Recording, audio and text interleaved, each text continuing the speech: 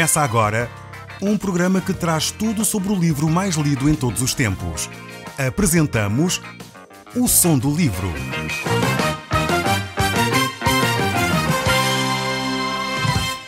Seja muito bem-vindo. Neste podcast vai encontrar o livro mais conhecido e lido em todo o mundo. Vamos levá-lo numa viagem pela história da humanidade. Este é um audiolivro para si, para a sua família e sociedade em geral. Contextualização e comentários de Paulo Chaveiro. Eu sou Paulo Chaveiro e nós hoje vamos continuar a olhar para o livro de Eclesiastes. Nós temos aqui neste livro o pensamento do homem sem Deus. Nós verificamos que de vez em quando Salomão parece descer à realidade e perceber que afinal o homem sem Deus não tem esperança. É necessário voltar a um relacionamento com Deus. Por isso, de vez em quando, salpicado no meio de tanta incoerência, no meio de tanta irreflexão, Salomão chega a perceber que vale a pena ter um caminho com Deus. E é isso que encontramos aqui no capítulo 5 do livro de Eclesiastes. Vamos então olhar para o verso 1. Diz assim: guarda o teu pé quando entrares na casa de Deus. Chegar-se para ouvir é melhor do que oferecer sacrifícios de tolos, pois não sabem o que fazem mal. Realmente vemos aqui esta exortação, este conselho que Salomão deixa. E este é um conselho sábio. É um conselho que nós deveríamos ter em atenção. Hoje em dia não temos esta imagem do templo que havia naquela altura. Temos lembrados que foi Salomão que inaugurou o templo, um templo fantástico em termos de arquitetura, e ele tinha esta percepção. Mas hoje em dia podemos dizer que os espaços físicos que nós temos seriam as igrejas, não são o templo propriamente, não é a mesma imagem, porque mesmo as paredes, a Bíblia diz claramente que Deus não habita em casa feita por mãos humanas. O templo hoje é o nosso corpo, podemos pela Bíblia mostrar claramente isso. Já temos visto, quando falamos de 1 Coríntios, verificamos esse texto que fala exatamente isso, que o nosso corpo é que é o templo do Espírito Santo. Mas poderíamos dizer, em termos mais materiais, mais físicos, que os espaços onde as comunidades se congregam são esses espaços de culto a Deus, espaços de adoração, deveriam ser mais considerados. Infelizmente, temos verificado que esse respeito que havia, até alguns anos atrás, tem vindo a ser perdido. Com a relativização dos valores, verificamos que as pessoas hoje já não têm respeito pelos espaços das igrejas. Infelizmente, chegamos ao ponto de verificar que várias igrejas são pilhadas, saqueadas, roubadas. Ainda há pouco tempo assaltaram exatamente as nossas instalações, e isto é vergonhoso, porque durante algum tempo havia este respeito por aqueles espaços também, porque se percebia que era um lugar onde Deus fala ao homem. Não no sentido do Velho Testamento, como eu já disse, não era a casa de Deus, não era o templo que nós temos hoje, mas ao mesmo tempo é um espaço onde a igreja se congrega, onde a igreja se reúne, e por isso mesmo deve ser também respeitado. E aqui o desafio que ele nos deixa vai mais longe. Ele diz que é importante nós ouvirmos, e aqui a ideia de ouvir é ouvir com ouvidos de ouvir, como Jesus dizia: quem tem ouvidos para ouvir, ouça. Parece que Jesus estava a dizer, há muita gente que não tem ouvidos, porque não ouve. E efetivamente ouvir implica obedecer, implica pôr em prática aquilo que ouvimos. Então Salomão está aqui a dizer, quando alguém chega para ouvir o que é melhor, aquilo que é eficaz na nossa vida, é pôr em prática, é melhor do que sacrifícios sem consciência, sem ter percepção do que está a ser feito. E infelizmente muitas vezes nós cristãos, tenho que confessar, fazemos este tipo de situação. Oferecemos sem consciência do que estamos a oferecer. Por vezes eu tinha um pastor,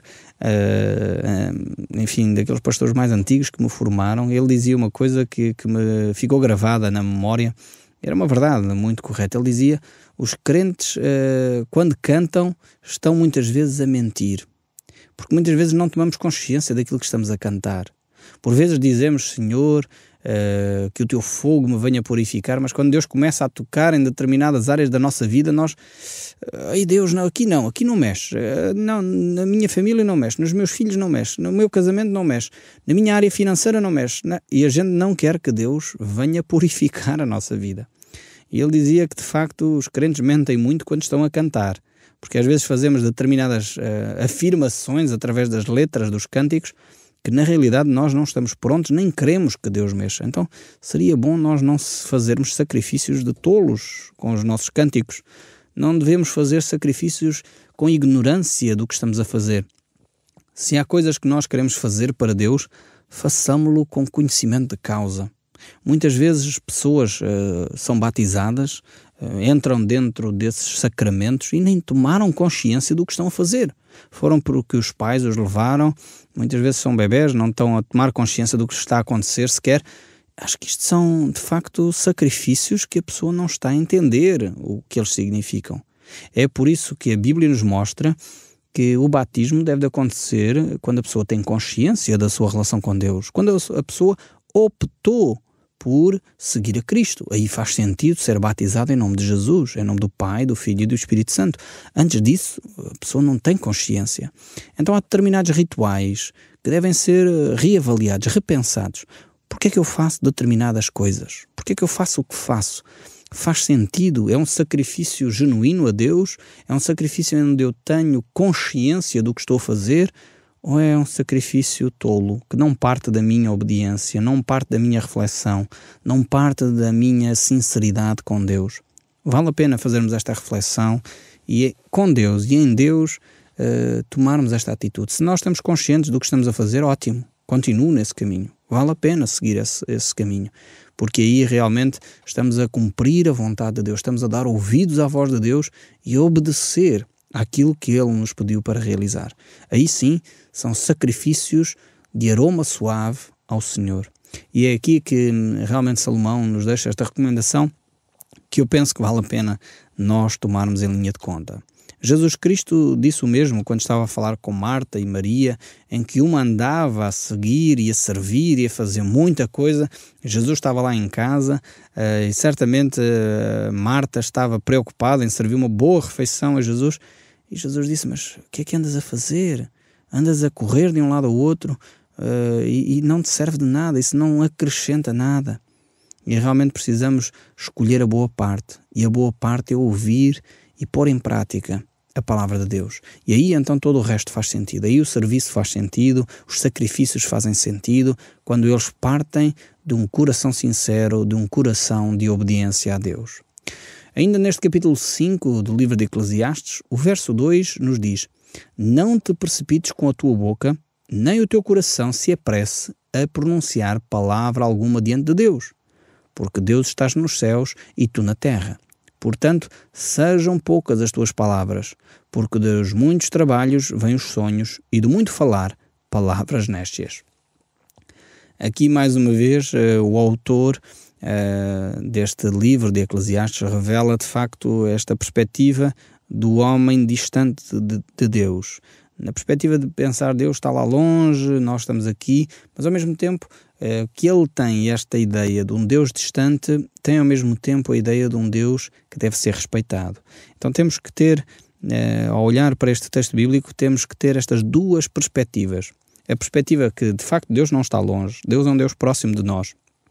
Mas ao mesmo tempo, portanto, e aqui Salomão diz algo que não se conforma com todas as Escrituras, mas ao mesmo tempo temos este Deus próximo, mas ao mesmo tempo temos um Deus que temos que respeitar.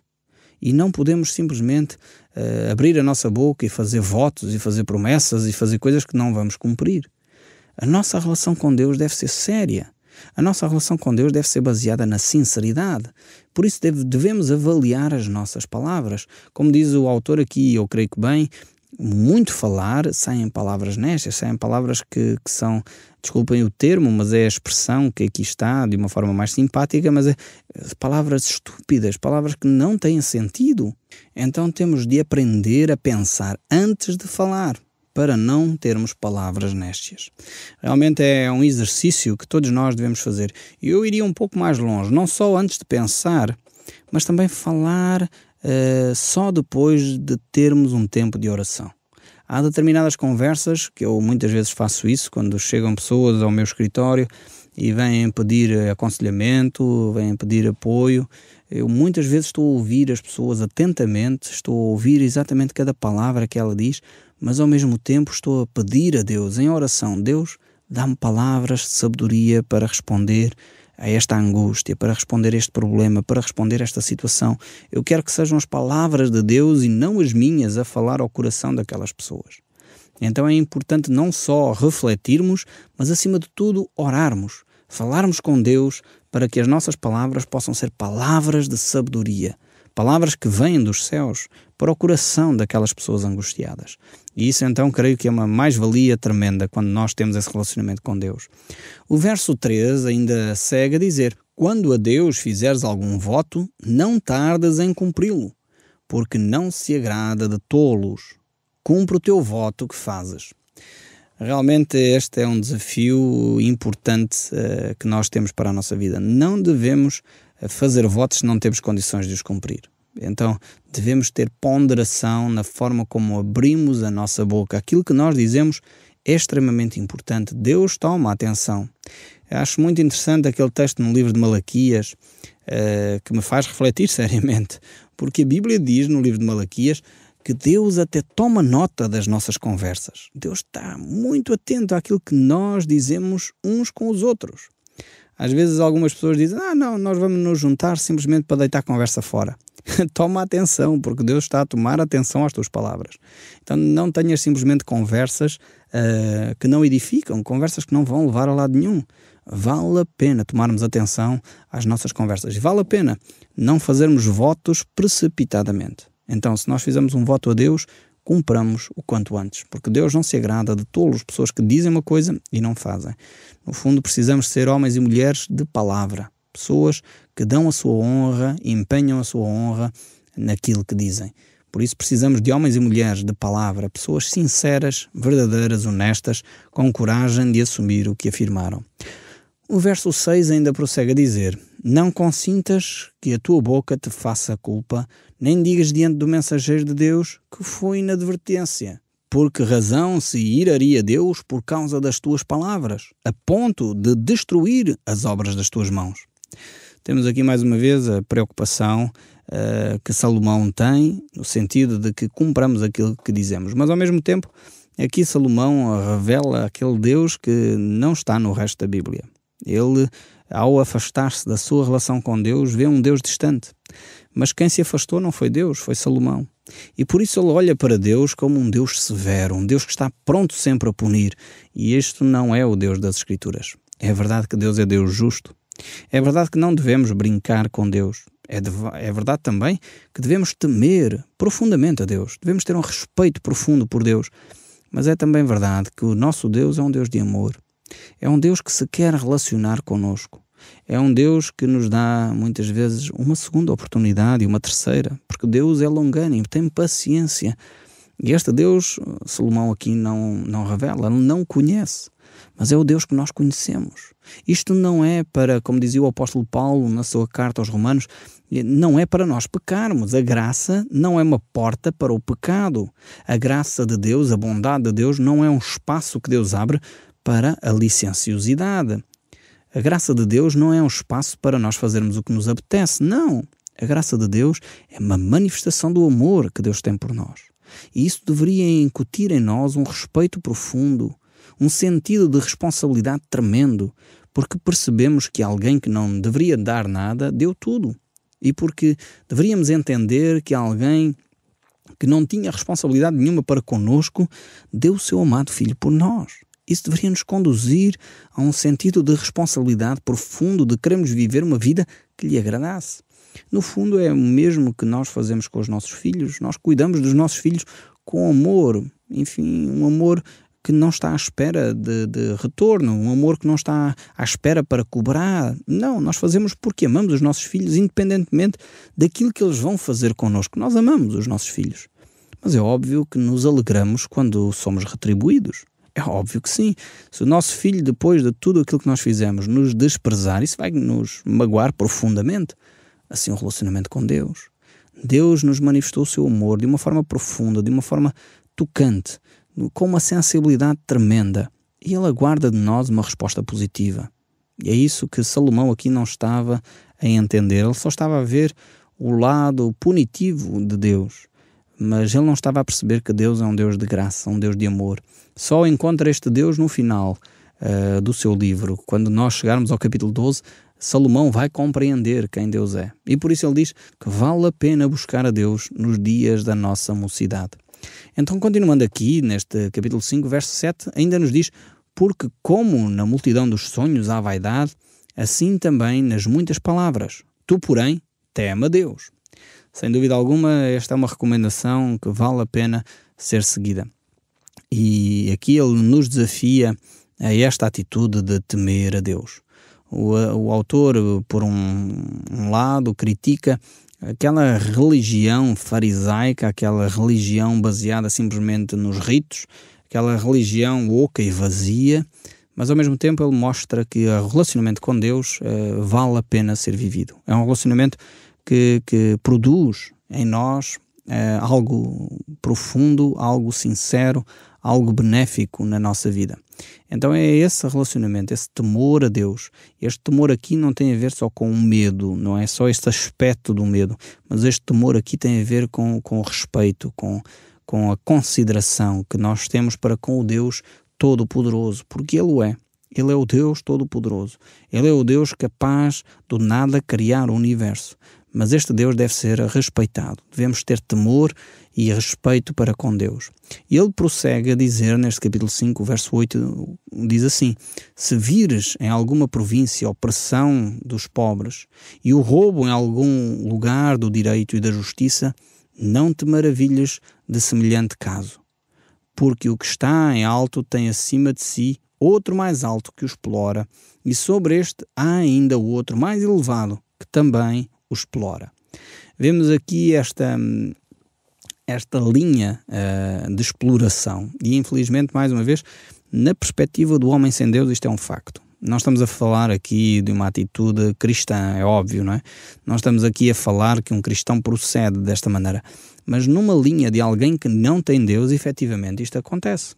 Nós vemos que muitas vezes até aqueles que supostamente são presidentes e primeiros-ministros estão amarrados a lobbies de influência que os exploram de alguma outra forma. Costumamos dizer que essas pessoas estão presas, estão de facto amarradas a essas situações porque têm que fazer cedências aqui e ali para poder dar mais um passo acolá. Então vemos que esta cadeia que aprisiona a exploração é efetiva. O que temos que fazer é acabar com a exploração. E, infelizmente, esse é um mal que só Deus pode acabar.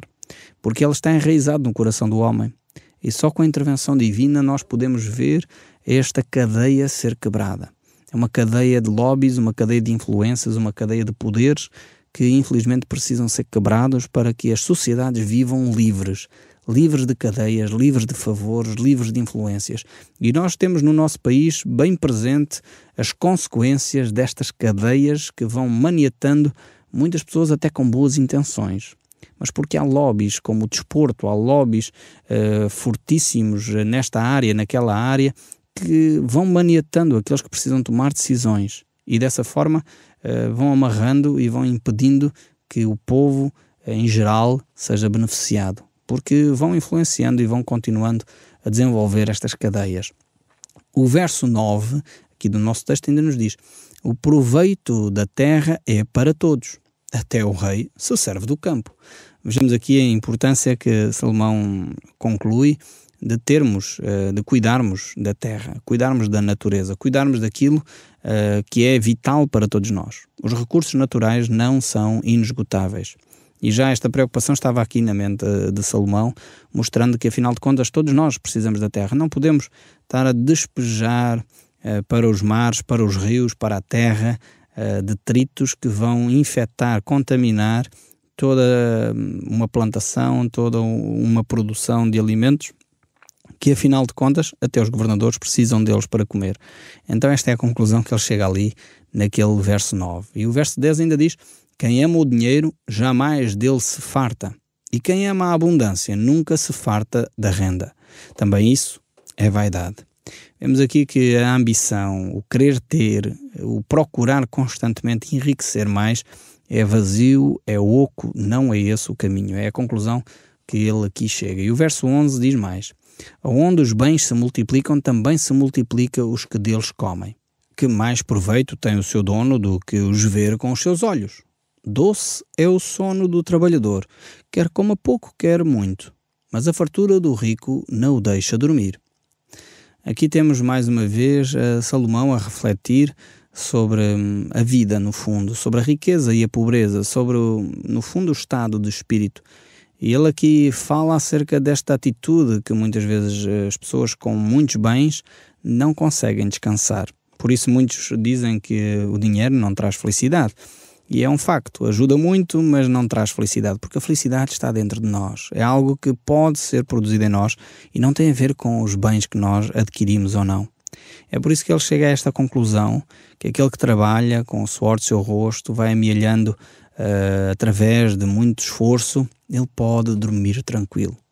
Aquele que vive das riquezas e vive, enfim, sem fazer grande coisa, essa pessoa muitas vezes anda angustiada, vive desesperada, precisa de se voltar para Deus. Não é o dinheiro em si que faz mal, mas é a atitude que a pessoa tem diante da vida que vai minando o seu descanso, vai minando o seu sono. Continuando o nosso texto bíblico, diz ainda o verso 13: grave mal vi debaixo do sol, as riquezas que os seus donos guardam para o próprio dano. E se tais riquezas se perdem por qualquer má aventura, ou o filho que gerou, nada lhe fica na mão. Como saiu do ventre de sua mãe, assim nu voltará, indo-se como veio, e do seu trabalho nada poderá levar consigo. Aqui temos realmente esta atitude de perceber o que é importante, qual é a nossa herança que nós deixamos. Nós já temos falado disso há alguns programas e realmente a nossa herança, o melhor que nós podemos deixar como legado para os nossos filhos, não são os bens materiais. Eu quero deixar isto de uma forma clara. Muitas vezes as pessoas trabalham para deixar alguma coisa para os seus filhos. Eu creio que a lógica que permeia isso até faz sentido, porque a pessoa viveu necessitado, talvez não teve grandes condições financeiras durante a sua vida, como os seus pais não tinham, e ele lutou para poder deixar alguma coisa aos seus filhos. O princípio em si parece interessante, mas o que nós vemos é que o maior legado que nós podemos deixar é de facto os bens espirituais. O Som do Livro, uma produção da Rádio Transmundial de Portugal.